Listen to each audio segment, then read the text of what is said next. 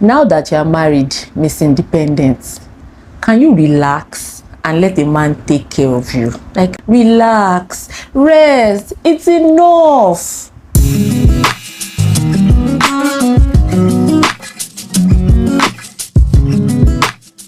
Hi guys, welcome back to my YouTube channel. My name is Debola. If this is your first time here, welcome and thank you so much for joining. There are a lot of videos for you to watch and catch up on, so you can meet us right where we are. And if you're a returning subscriber, thank you so much for stopping by. Relax, feel comfortable, and let's move. If you are yet to subscribe to this channel, I know you have the fear of God, so go and do the right thing. Okay? All right. So today we'll be talking about something that I've tried to give a title, which is Miss Independence. Now that you're married. Now that you're married, what next?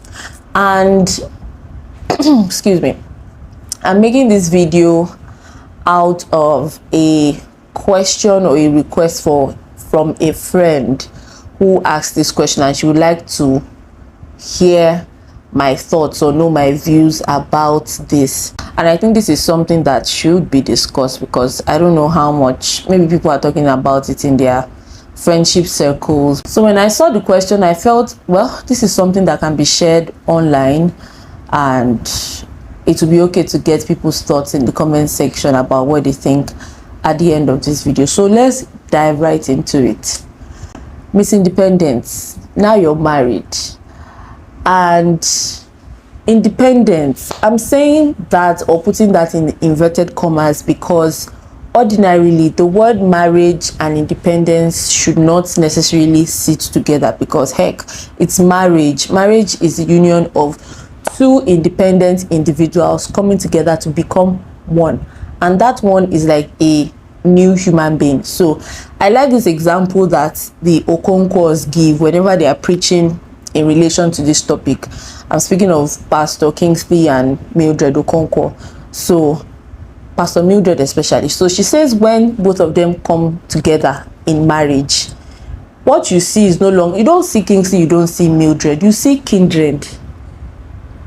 Does that make sense? So it's like the head of Kingsley, the body of Mildred. Is that it doesn't look like one person. It doesn't look like Kingsley complete. It doesn't look like him. It's like the two of them. So in a way, in marriage, you lose independence, or you lose individuality to some extent, to a large degree, is what I'm trying to explain here. That marriage and independence is not really, but that doesn't go on to say that you should lose yourself completely, and that's where striking a balance is key. So as a woman, before getting married, I'll use myself as an example. I lived alone by myself in an apartment for about 2 years before I got married. I was a woman of my own. I had a job. I was earning an income. I was paying my rent, doing everything by myself. I had a generator that I would switch on by myself, go out to buy fuel it myself. I had a funnel. Yes, I was doing all of that. In fact, I would laugh at myself because where my changeover box was situated, I wasn't tall enough to reach that place. So I would literally climb the railings on at my balcony, climb it, put one leg there, put one leg on the wall, and then change over whenever they restore power or I want to switch to generator. So I was doing all of that myself. The beauty in all of that was I had my own time to myself. I could do whatever I want at any time. I was eating whatever I wanted. I was cooking whenever I wanted. I would go out and return at whatever time I wanted to. I was working hours that nobody could question me. If it's in the night, maybe 11:30 p.m. I finish working, that's when I'll close my laptop, enter the kitchen, sweep, not eat, sweep, clean out my flat, take a shower and sleep. Right? So I was doing things on my own terms because I was not answerable to anybody, so to speak. Besides God, my parents, my employers at the time, I was living life on my own terms, you see. But now that I'm married, it only makes sense that I cannot continue to live life that way. I am now accountable to somebody. Remember at the beginning that I said when you get married, to an extent you lose some form of independence or individuality because you are now fused with another person. So whatever you are doing, you have to consider that person in your own space. So it's no longer a my situation. In marriage, the use of pronouns like I, my, mine, possessive things like that is going to reduce because it's now we, us, both of us, you know, doing stuff together.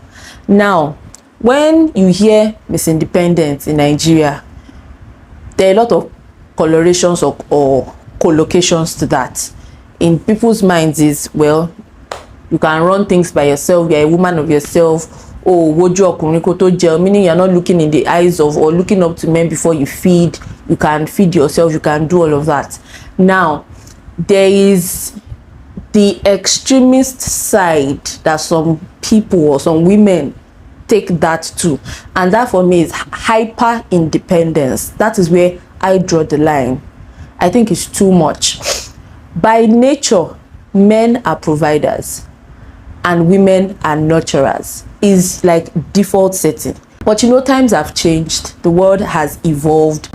Women are now working more than before. Women are earning. Women have now started to provide for the home. So provision for the home is no longer the sole responsibility of the man. It's now co-function of both, even though men would like to take up majority of that responsibility because, like I said, by default it is the function of the man to provide and you, the woman, take care of the home.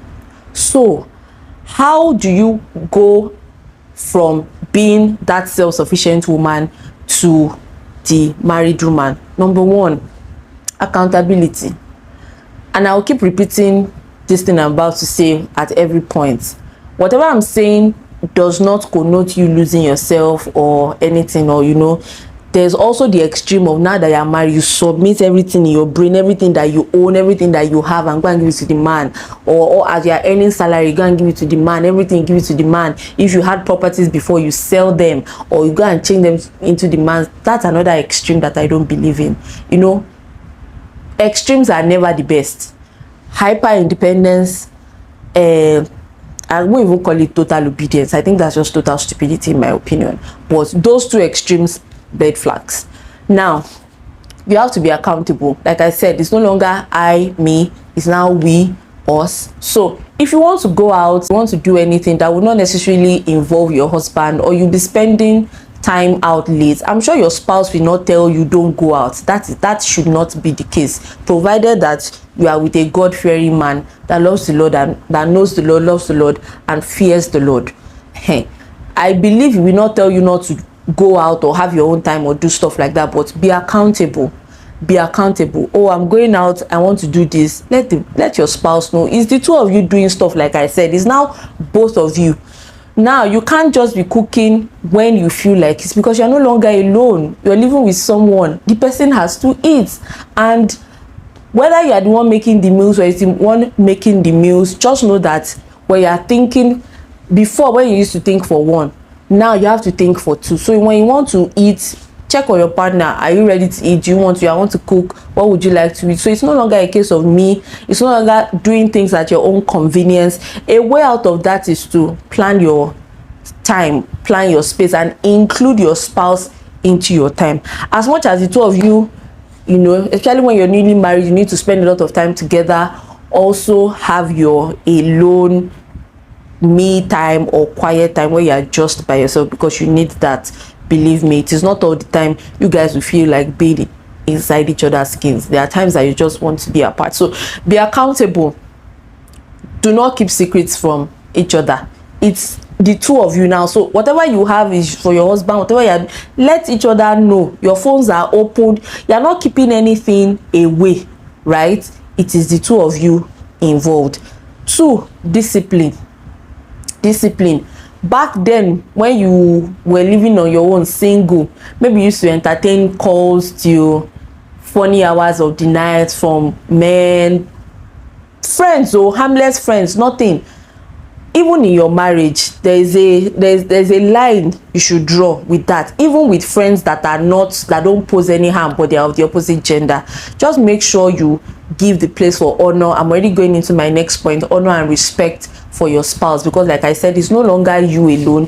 Wherever you appear, just know that it's you and your husband appearing. You are a representative of your spouse wherever you find yourself. That's what I tell my husband, and that's how we relate. So we have to present ourselves properly, right? Because it's no longer you alone. When they see me alone outside, and it's a reflection of my husband as well. Another thing that can help you adjusting into this co-living kind of life, which is completely different from what you are used to prior to marriage, is to learn that you are in this together with your spouse. So mutual respect, mutual love, honor for your husband is your head. You are the neck. You know better. You are the superpower here. It's the head, yes, but you are the neck that moves it. Let me not go into that, but you know who has the. So don't be dragging. I know that you are independent. You could do and undo. When you were by yourself, you were commanding battalion. In fact, well, even after you are married, maybe they recently promoted you in your place of work, so you are Madam Boss, commanding a battalion. You say to one, come here, you say to another, go there, and they go in the place of work. When you are at home, when you get home, please drop that at the door, right? And respect and honor your husband. It is for your own good though, and he will respect you. It's mutual. The Bible says, husband, love, you submit. There is respect, love, and honor. And your husband in loving you is proof of the fact that he respects you. It's just respect and love in two different words. That's how I look at it. Honor and respect your husband. You're an independent lady. You can buy all the things in the world. And I would maybe go to the touchy bits where, say for instance, as the lady, you are the one that has the upper hand in terms of earning or income. That you are an independent lady and you are now married does not mean that you should disdain your husband. In fact, this is where your respect and honor, your ability to respect and honor your man, this is where it will be tested, right?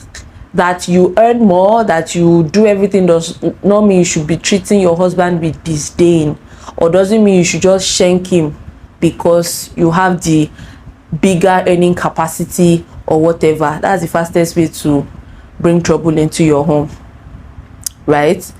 If you love and honor this man, you will do things in such a way that you will carry him along. Nobody is saying you should not spend your money. Nobody. Treat your husband nice, and he will do the same for you to the best of his ability. If he's the one that is earning lower, do you get what I mean? If he's the one that is earning lower, and you see that is an honest, hardworking man who is striving to provide, he's not lazy. Because that's another thing to point out. I am not saying anything to encourage any lazy man here, and you are the woman working yourself out like a donkey. No. Your man is a man of honest means and is working every day to try to provide for you, put a roof over your head, put food on your table. Maybe he's even working 2-3 jobs. Please respect that man. Honor that man. Honor that man. He might not be able to. You are the one that knows what you saw before saying yes to the man. Because yes, the Bible says he who finds found favor. But ultimately, the power to choose rests on you, the woman, because you are the one that says either yes or no. So please choose a very good head. Don't choose nonsense. Choose a very good head, because the work of respect, honor, submission, everything lies at your desk. It's going to make that shift very easy for you. And a man that loves you, that fears the Lord, that really, really cares about you, all of these things will not be a problem. Learn how to rest. I know that women that have this issue adjusting are women that sort of like to be in control. Women that like to control their time, control events, make sure they are on top of things happening around them. It's not a bad thing, but when you are married again, you are not living alone. You are now joined with another human being that you must plan your life around. So the way you control back then cannot be the same. And you know your husband is supposed to lead you, right? So you should be able to trust his judgment. Not that as he's saying 1, you're already at 10. See, women, I tease my husband and I say that God made we, the women, like a more improved version of the man that he made. I tease him that God made you people with analog system. Our own is functioning with digital. We know that it's a fact. Women are many more times more brilliant or smart, intuitive, everything than men, right? And when you have that, there is a tendency to always see the end of things way ahead of your man.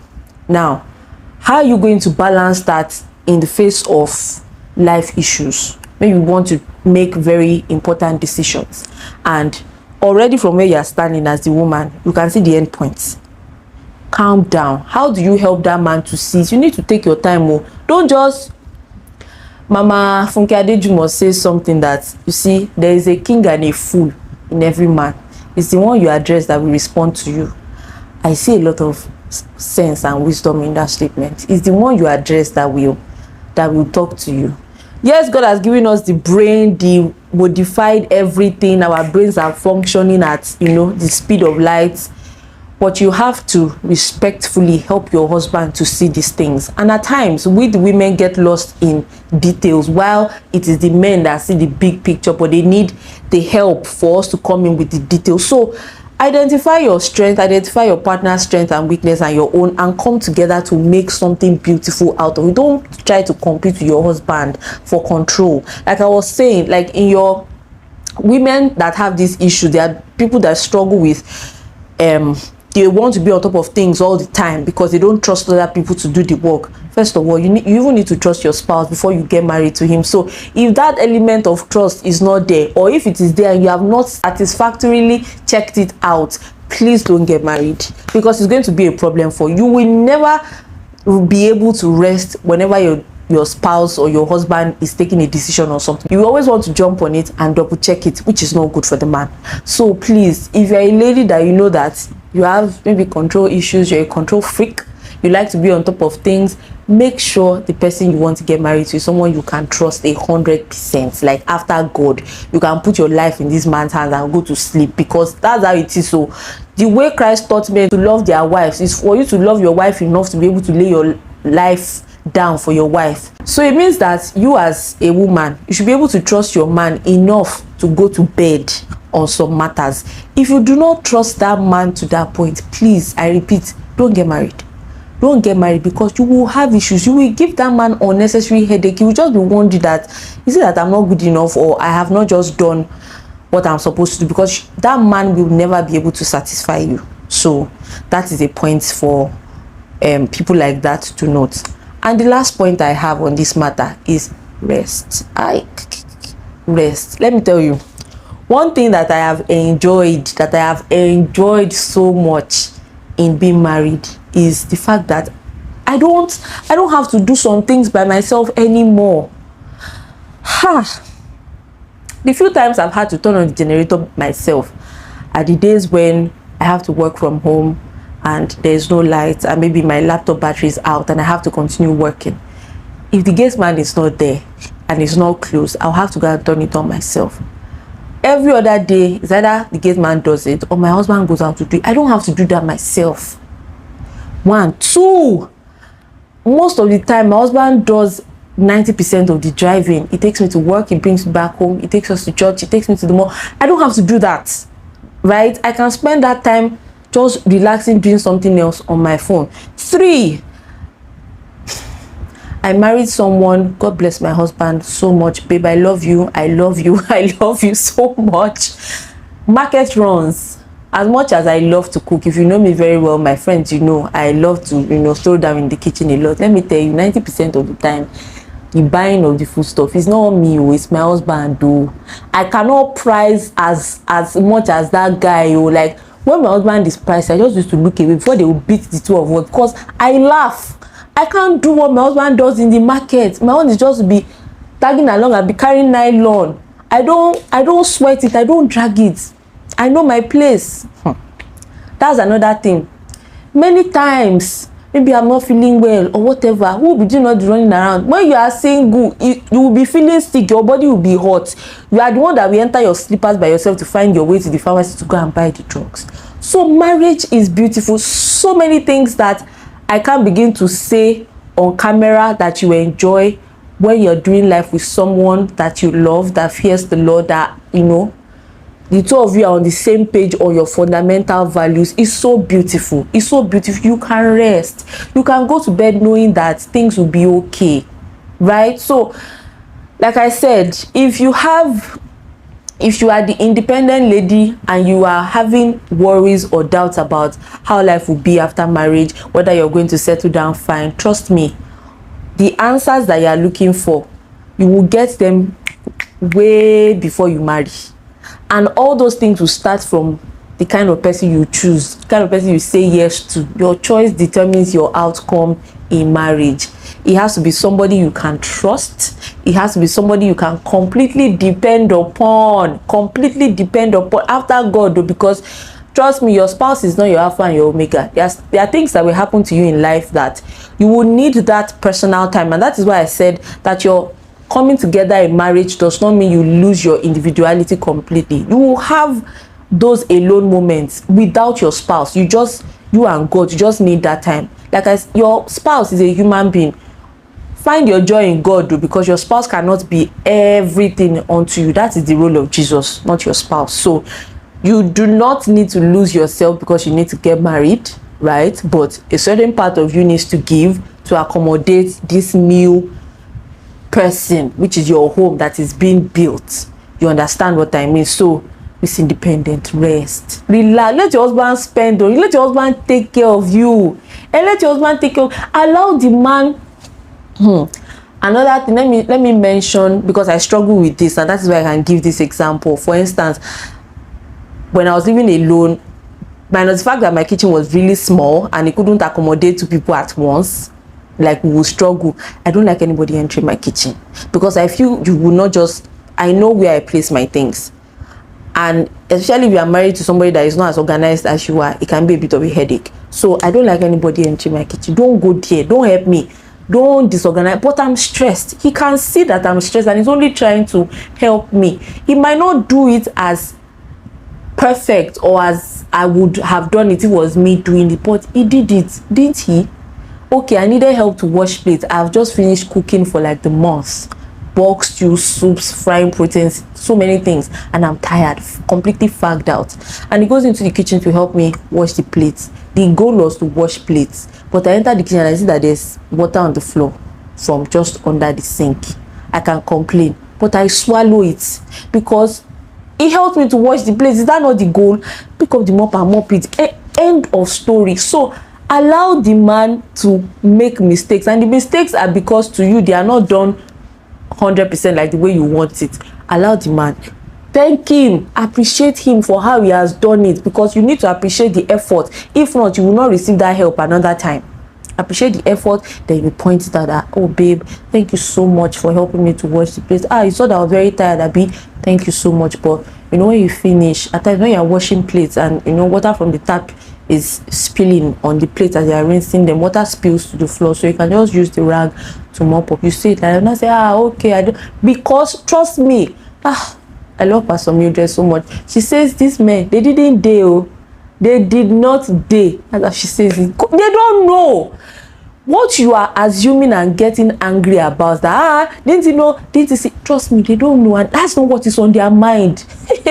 If only you can open the brain of a man and see what he's thinking about, you will just rest and you know that all these things that you're afraid of, nothing. So relax, allow the man do things for you, allow the man care for you, let him even cook you something. If the indomie, like, let it not be done, eat it with love. The next time, correct him, we will get it. He will get it. Allow him make decisions. If you feel like it's not going the way you want it, lovingly chip in. Don't bring that Madam Boss character from your office to your home. Patel. So I hope that with these few points of mine, you can rest easy knowing that Miss Independence is going to do just fine at home in the marriage. Nothing is going to happen to you, and you are going to lovingly accommodate everything, all the good, all the not good, all the ugly. You are going to lovingly accommodate him because by default you're a nurturer, and because you love, you trust, you honor that man, and above all you fear God, you will accommodate him. So I hope that with all these points of accountability, discipline, respect and honor, and please rest, learn to rest, allow the man take care of you. With all these points, I believe that transitioning into married life as that single independent woman will not be a hassle for you. So we have come to the end of this video. I hope I was able to do justice to this topic. If you have more points, or if you've had difficulties, or you have one experience you want to share, please feel free to drop it in the comment section. I'll be on the lookout for your comments. If you have any questions to ask, please drop them in the comment section, or you can shoot me a DM on Instagram. Thank you so much for watching. I'll see you in the next video, guys. Bye.